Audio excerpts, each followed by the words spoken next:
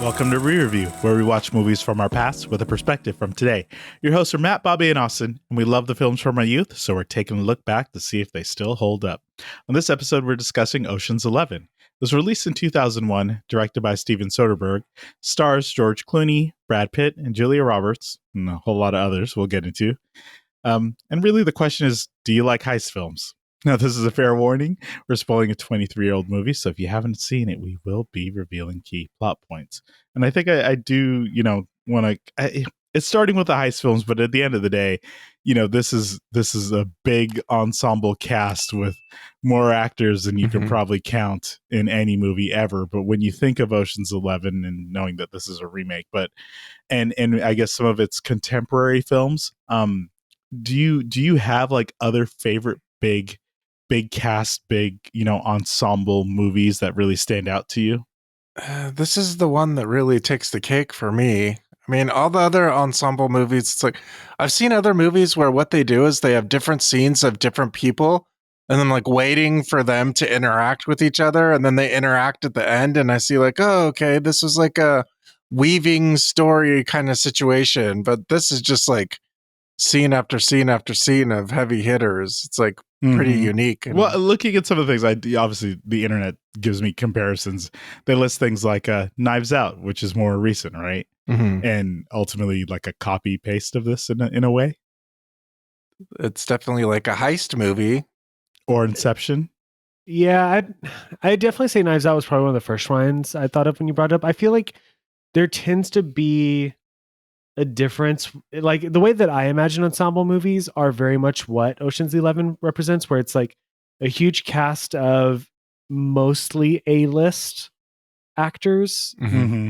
Whereas like I feel like, where you would see a movie like, you look at something like Traffic or Lord of the Rings, where like you have a bunch of A-listers, but I don't know, it doesn't really seem to line up. I think Knives Out's probably one of the closest, most recent ones I could think of, where it has that same, not even like feel or energy to it, but that same sort of like presence of the characters, like to the point where like, yeah, I understand that George Clooney is Danny Ocean and, you had Rusty, like I understand it, but I'm still seeing Brad Pitt on screen. And I feel like this is so true, right? Whenever I watch something like Lord of the Rings, like I know, that's supposed to be, Elijah Wood and Ian McKellen and stuff like that. But it's Frodo and Gandalf. And I feel like in this kind of movie, like I still like it stands out that it is an ensemble movie compared to like others that would quote unquote be an ensemble movie. It's, when they go through the introduction of the characters, like it's actually cool as they go one by one. But I think what you just mentioned is so important. I think when we even talked about watching this movie, I said, Don Cheadle. I have no idea the name of the character that he's playing in the film. Is it Basher? Is that what it was? Something? Basher. Yeah. Basher. Okay, and so there is that element of, you're absolutely right, watching these actors play these roles. I never got attached to like the character they were creating. I'm like, it's just them. And half the time, watching Brad Pitt, I'm like, is this how he is in real life? Because he feels like he's just being a dude, Oh, he's just walking around eating apples. In every scene, yeah. It's one of those things too where like I feel like going back and watching it again kind of drives that home a little bit more, that I guess that's kind of even the point of like the original Ocean's 11 too, because I mean that whole premise of the original one was it was the Rat Pack, right? So is this group of people Frank and Sammy and it's all people who were like involved with each other beforehand. So like, sure, whether or not it's true, the impression that I got from this movie was these people I could see just hanging out. You could make the same argument about like Fast and Furious, right? I could kind of see these people hanging out outside of the movie, like they could potentially be friends. Sure. And I kind of got that impression here. Like I could see George Clooney and Brad Pitt and Bernie Mac hanging out together, a group that I probably wouldn't necessarily associate together, but I could kind of see it. At least that's the way this movie makes me feel. Whether it's true or not might be different, but I mean, this probably speaks to its execution, right? Because that feel that you're describing is interesting, that there's an element of like, are they just mailing it in a way? Like, are they trying as hard as they possibly could? I mean, it works great, don't get me wrong, but it's so casual at times that you're like, oh, okay. I left it every time in like Brad Pitt, the way he approached the character, specifically for me, I kept being very impressed because I'm like, he looks so goddamn comfortable that I'm confused how you could be this, like, again, eating an apple, doing whatever. Like, you know, it was like, it's no big deal. Is that in and of itself like pretty good though? Because if someone were to say, okay, act comfortable, like, Yeah, I agree. like, No, it you know, like impresses the hell how out do of you, me. right? How do you do it? Like, I mean, like, I think some bad actors would be like, wait, they're trying too hard. But I think I do want to do a little throwback to something that happens before we actually get introduced to all the characters, and we'll talk about them.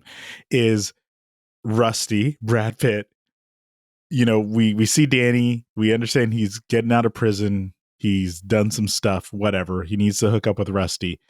But Rusty, what he was doing was teaching poker to B-list celebrities. CW, Yeah, to like, Topher was in there. Yeah. And homegirl from oh gosh, you're right, the Like CW Charmed show. and, yeah. Charmed, yes, Yeah. yes. And Joshua from, I was gonna say from Fringe, which I love him on, Yeah. but technically from Dawson's Creek. Yeah. Like, good throwback. He's teaching them poker, and I feel like that's kind of based on true story type stuff too.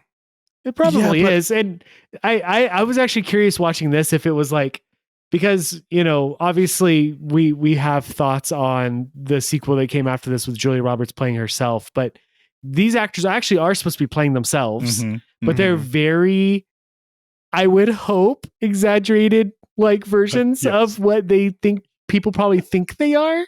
Sure. Yeah. Yeah. And so like there was like all reds or whatever Yes. he said during No. the card game. No, and even when Topher's like, oh, it's just $50, no big deal, or whatever, like they were playing for. Yeah. That scene I thought was so cool because when, you know, Rusty leaves to grab a drink at the bar, and he gives a line of like, I've wasted an hour of my life, and the bartender's like, what? And he's like, I'm sleeping with your wife. But he comes back down, and then Danny's there, and then they just con the entire room out of, you know, all their money. Well, not probably all, but a good amount. Right. They, Oh, they sorry, probably walked. yes. They probably Sorry. walked around with like probably $10,000 or whatever in their pockets. And they like $2,000 each out of each of them. Yeah. Yes, okay, not all their money, but still, it was it was such a good moment because between those two characters, you're really you're seeing like the mutual respect they have for each other, but also how they play off of each other to kind of make things happen. And again, back to sort of that rusty, cavalier, comfortable nature. Let's just, I mean, we talked ensemble, so let's get into the whole thing. There was, again, so many people in the movie, but knowing the characters that become the Ocean's 11, I'm going to say outside of Danny and Rusty, do you have a favorite?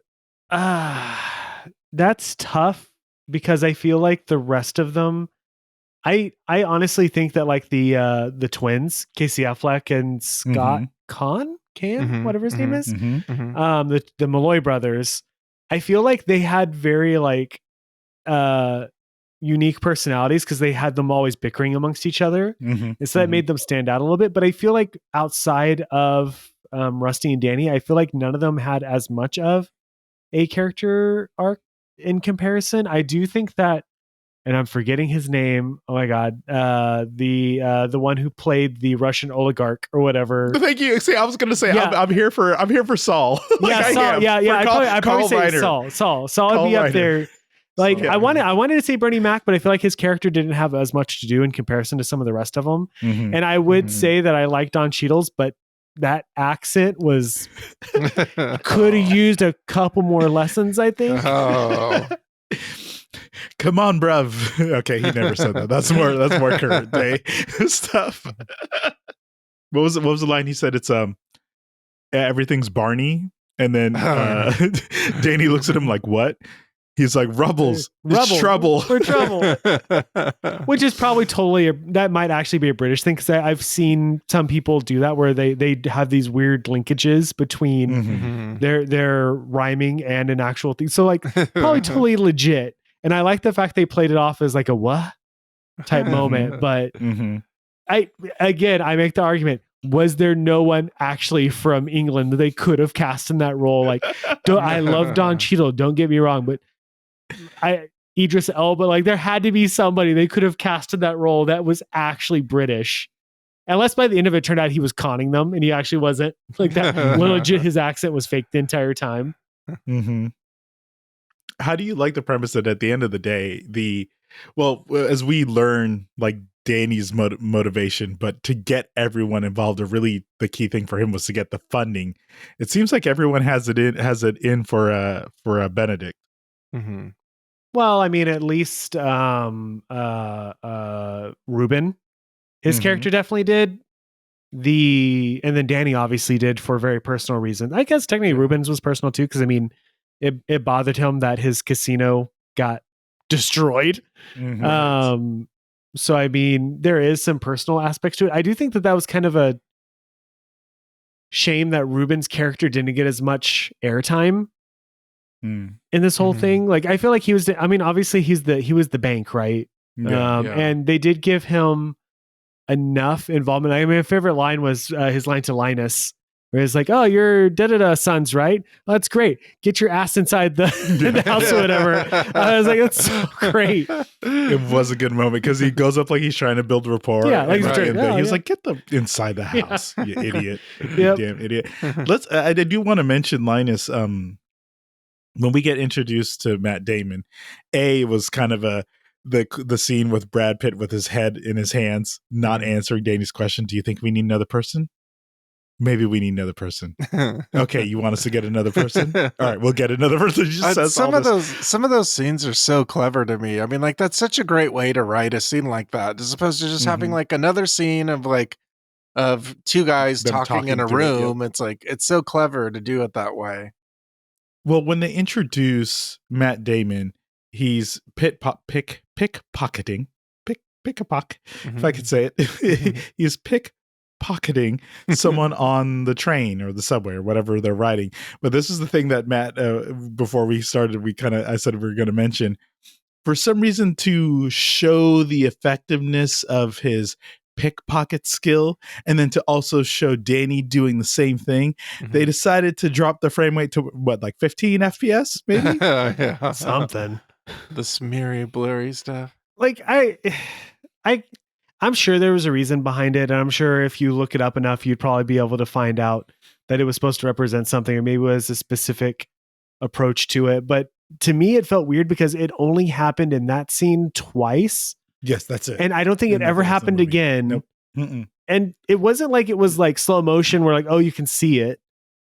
So I think they probably tried to skip the frame so you did not see it. So you could like, oh, he pickpocketed so fast. Well, no, you cut out like 3 frames. So we couldn't tell how terrible he actually is at pickpocketing. It is interesting thinking back on it because obviously here we are in 2024 and obviously Matt Damon has had a career in that time. And he had a career before this. Obviously he had, Good Will Hunting, and he had some things leading up into it. But I mean, 2001, Matt Damon was still fairly fresh faced. I mean, he's still a year away from Born Identity, where I feel like his celebrity kind of skyrocketed to the commonplace. And I mean, going back to something we previously watched about, 3 years before Eurotrip cameo status. Yes. So it's interesting to see him in this because he's supposed to be fresh faced, and technically his character is. Yeah. But he's obviously, and it kind of applies to a couple other characters in here too, like Casey Affleck. Obviously, he's had, a career during that entire span, but in more recent years, I feel like his star has grown a little bit more. But it's interesting to see, a young, fresh-faced Matt Damon being treated as a young, fresh-faced con, even though for all we can tell, he has just as much experience as, at the very least, he has more experience than the Amazing Yin. As far as being a con, like his only skill is being able to flip, but they still treat him like the kid. I mean, I don't think he ever called him it, but I wouldn't be surprised if he'd be like, "Hey, kid," instead of actually treating him as an adult. So it's an interesting thing to see, knowing what we know now, kind of watching it back then. Well, I think, as they run through the setup and they talk about how difficult this heist is going to be, it was hard for me not to think about like this wouldn't work at all today, because in this movie their cell phones were still flip phones, and there was the camera system was, I think, based off how we traditionally think of cameras. Unlike today, which we know, yes, those camera systems exist, but they're tied to a hell of a lot of face recognition now. Right. So it isn't about like you get noticed because the security guard got you. They get your face and they're like, this is how much this person has spent the last time they were here. This is where they stayed. This is how they're betting. We're going to comp them this. We're going to like, it's, I feel like it'd be even more difficult than how impossible they made this seem as it was. And to be fair, I mean, this is one of those movies where I enjoy it more the less I try to think about the logistics of a lot of the stuff, because watching it this time, I forced myself to really think about the realism of it. And I definitely think that they played into it in the sequel where Benedict actually tracks them all down. Yeah. A lot of them really I mean, obviously he was very aware Danny was involved. Saul got his identity revealed. There was like quite a few of them that really hurt me so much. They put themselves out there to a level where like it wouldn't. Benedict came off as a very smart, cold, calculating character. That the idea that he wouldn't have been okay, let me think back on how all this stuff kind of played, because he did figure out the vault later on very quickly. So he'd be like, okay, well, who was probably involved in this? He probably would kind of Bernie Mac's character used his actual name. So again, at least half of them he was going to be able to figure out who they were fairly quickly. And who was it? Was it Ruben? Said, make sure that they don't know you're involved. Yeah. And almost all of them broke that rule in order to accomplish this. And that definitely would not have. I feel like the way that Benedict was presented, I feel like this would have got shut down pretty quick. Oh, well, I mean, the sheer amount of times the Malloy brothers are just changing their outfits until they're all over the casino. This is true. You're like, isn't this the same guy who... To their credit, when they played the bodyguards, whether it was BS or not, they came off realistic and being able to speak Hungarian or whatever the language was. They came off as sounding realistic. I was like, did they practice that? Or it definitely, you're right. They definitely played the most amount of roles in this scheme compared to everyone else. Did we learn anything about Brad's tattoos? See, I call him Brad. Rusty's tattoos and his ability to speak Chinese. But did he? I question that whether or not he actually understood what was being said, or if he just took the context and that's good. I didn't even think about that. I assumed the way he answered was so like, I know I have this dialed in. I can understand Chinese. It is funny because like I do wonder, because there's this point in the movie where there's the change in plans supposedly, where Danny's been marked going into the casino, because obviously he's gone out of his way. He's made himself too visible to Benedict. And so like he supposedly can't participate in the plan. And so it supposedly shifts things. So now Linus has to be the, I can't remember what it is, like the casino organization, whoever. Because the idea is that Danny would have been this character because Benedict wouldn't have been aware of Danny in the same sense. No, I felt like it was going to be Rusty originally. Because I feel like I feel like Benedict's too smart. He would have known Danny, because he did know Danny going into it. Right. So I don't think he was ever going to be able to be the inspector. I think it was going to have to be Rusty, and then it shifted to having to be Linus. But it made me wonder, like, kind of going back to the idea of like how everyone contributed to the story, to the scheme. Is like I felt like Rusty's was actually on par with like Frank's role, like not all too much in comparison. Like, yeah, he did the phone call. Yeah, he faked to be he did play multiple roles. He was a doctor. I loved his hair when he was a doctor. His doctor role. That was, yeah, I don't know. I guess I do question whether or not that was always the plan, because obviously he had come up with the plan, right? Originally. So was that always going to be the plan from the get-go, or did they actually have to adapt? Because he didn't know about Tess. 100% Tess was a wild card he did not know about. And so something did change as a result of that. Sure. Well, the couple falls were that, and then the them needing to do the pinch because the demo guys did what Basher was intending to do. Yeah. And he's like, oh, we got to find another way to do this now. Yeah. That was a whole thing. I mean, one, it was filmed at UCI, which is the college that I went to, or whatever. So like I recognize that. But I used to work in a building right across the street from that. so to me, it was a little bit too convenient, if you ask me, and the way that it's set up. And to be fair, though, I absolutely love the scene where he's about to trigger it and he goes and he covers his crotch. Yes. And then he kind of turns sideways. Like that was going to do anything. But I love that. Like, it's just one of those moments in this movie that, it doesn't add anything to the story, but it does add a little character moment that makes it enjoyable. Mm-hmm. Danny clearly loves Tess, but his way of showing it is obviously very broken. Here's my question to you. What would you do or not do for a woman? would you wow. Would you rob? Okay. Would you rob her boyfriend's house at casinos to get her back? How long was his prison sentence? The second 4 years? time? 4 or 5 years, I think it was. He was in there. Okay. So here's the thing. So I know Benedict was supposed to be presented as this bad guy, right? Yeah. At the very least, he was a harsh person. When you crossed him, it didn't seem like to me he was necessarily an evil person. At least the way that he kind of went on his day to day for the most part. Yeah. I find it weird that Danny thought of this as a way of getting back at him, even though it's not like he was dating Tess and then Benedict stole his girl. Yeah. He lied to her, got arrested, and she divorced him, and the paperwork was delivered the day he was released or something, apparently. That had nothing to do with Benedict. Benedict was just going into a relationship. There's a 4-year gap there. But yeah, for whatever reason, Danny was like, this is going to be personal. Yeah, he thought he was bad for her. So he's like, I'm going to I did that. I did. It's like, he's too short for her, or some. What is it? Ruben had said, or somebody, or maybe Saul. Saul had said. Again, those moments. But would I rob a casino? Probably not. But you don't know love, Matt. How dare you? You want to know the worst part about it is, and this is just going to show how much time has passed since 2001 to now. Is it terrible that I said, oh, it's only $160 million? Inflation hit hard, man. Inflation has hit hard.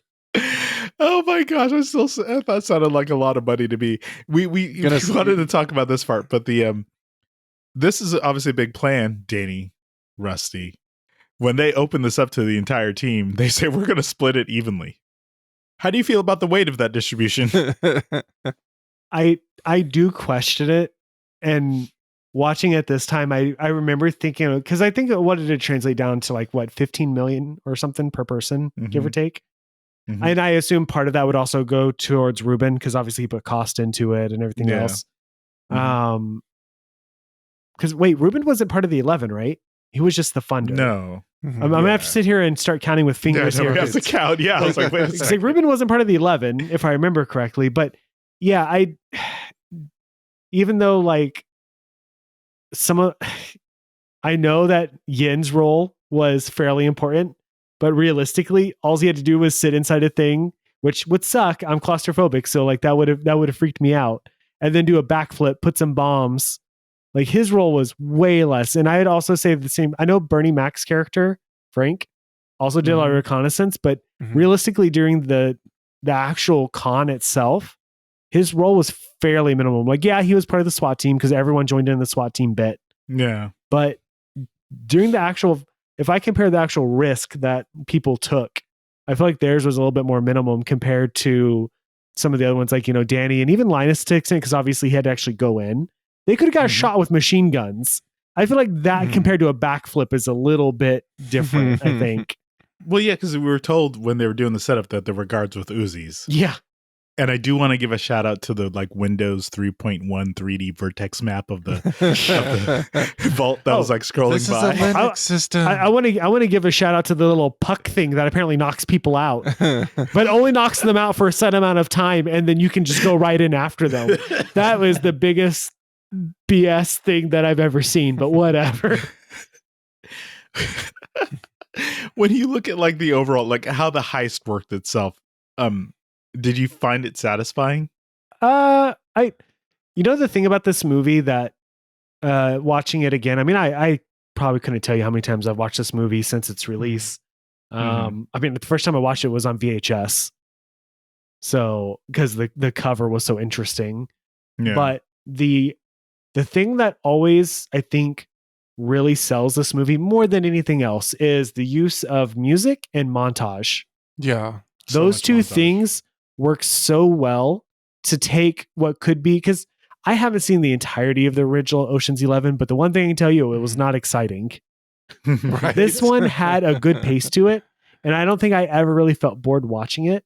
And so I feel like the way that played into the actual scheme of everything made it entertaining. I don't want to say believable. I don't think any of it was believable. I still call into question how setting off those bombs inside the safe also deactivated the sensors. Doesn't add up to me, but again, if I can turn my brain off and just enjoy the ride, let the music take me through. I mean, I'm always going to be, into the Elvis Presley when they first go to Vegas. I mean, any movie that shows Vegas and doesn't do that, you automatically fail being a Vegas movie. But even just the original score, I feel like it kept the entire thing going, especially whenever it did the reveal towards the end with the SWAT team and everything. Yeah, I feel like it just did such a good job of keeping me just, engaged throughout. Bobby, were you satisfied with how they handled the heist? No, I really was. Were you okay with the cell phone drop into Tessa's coat that she decided to still keep wearing? Yeah, I mean, like Matt, Matt totally hit it on the head, right? Like sometimes you have to think a little bit, and like sometimes they get lucky, like in a lot of these heist movies, like, things work because, this person just so happened to do this thing, and this thing just so happened to be right, and it's like, wait a minute, did they like plan for these kinds of things? But no, like I think Matt really nailed it. The SWAT reveal was really neat. I thought that was like a really good twist, and I mean, I thought it was really satisfying. I felt I heard in Rusty's voice a little bit of a Brad Pitt in Inglourious Bastards when he was in SWAT leader mode. Yeah, there was just a little something there that I was like, this feels familiar somehow. Yep. I want my scalps. Yeah, totally. Buongiorno. I do want to make a shout out because I felt like, how could they do Charmaine like that with the joke of Brad telling Charmaine, the stripper, say hello to your mom. And she goes, oh, you can say hello to her. She's on stage next. Like, why? Why'd they have to do her like that? I felt that was unnecessarily cruel. To be fair, the one thing that I did like about that, and there's a bunch of other moments in this movie, is they're a fairly diverse group of people that come from different segments, right? Obviously, a lot of them have like the con aspect to what they do, but obviously the twins have their own thing. Bernie Mac's doing it. Like, they're all from different segments, and moments like that kind of show that, Rusty has connections to all these different people, like, especially when they're kind of going through the list, and like they bring up the one guy who like died from skin cancer or whatever. It's like, yeah, I dated his wife for a little bit, or his widow, whatever. And then with Linus, everyone knows his dad. And like, that's kind of the thing with like him being the son of somebody apparently famous. And so it's this community of thieves and con artists or whatever. And I think that kind of played into it.